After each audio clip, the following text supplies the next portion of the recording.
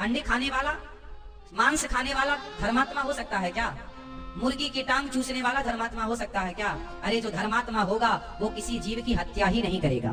जो कर रहा है वो धर्मात्मा कैसे है?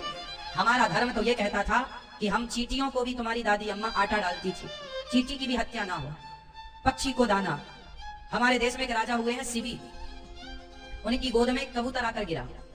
बहेली आया, बोला महाराज ये हमारा कबूतर है, हम जंगल से पकड़ कर लाए हैं और इसे हम खाएंगे पकाकर। राजा बोला देखो ये मेरी गोद में आया है, इसे आप तुम मार नहीं सकते, क्योंकि मारने वाले से बचाने वाला बड़ा होता है। ये कबूतर मेरी गोद में आया है, जिसकी रक्षा करना मेरा धर्म है। बहेलिया बोला महाराज आप राजा हैं, पर वो मेरा कबूतर है, मेरे पिंजरे से उड़ गया, आपकी गोद में गिरा, दो मेरा कबूतर। राजा बोले तुझे कबूतर का मांस चाहिए ना, मैं तुझे कबूतर की वजन का मांस दे दूं तो? हाँ हाँ चलेगा। अब आप कहां से मांस लाएंगे? राजा मांस लाने के लिए किसी को तो मारना पड़ेगा, आप किसी का भी लाएंगे तो मारना ही पड़ेगा। राजा बोले इतने धर्मात्मा राजा से, बोले मैं किसी की हत्या नहीं करता, तो कहां से लाएंगे मांस? बोले मैं अपना दूंगा।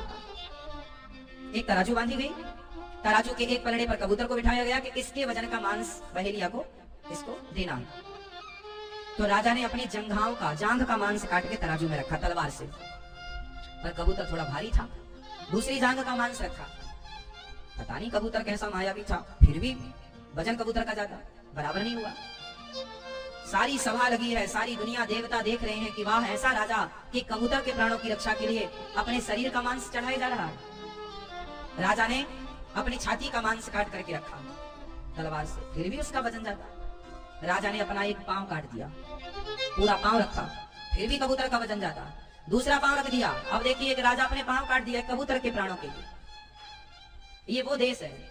अंत में फिर भी कबूतर भारी, तो राजा ने अपनी गर्दन काटनी स्टार्ट की, तलवार अपनी गर्दन पर रखी और काटना चाहा, तब कबूतर से भगवान प्रकट हो गए। बस राजा मैं तुम्हारी परीक्षा लेने के लिए कबूतर के रूप में आया। धन्य है तुम जैसे राजा, तुम जैसे दानी राजा, जिन्होंने एक पक्षी की रक्षा के लिए अपने आप को चढ़ा दिया। ऐसा देश है हम भारतीयों का कि हम किसी की हत्या करना ठीक नहीं समझते।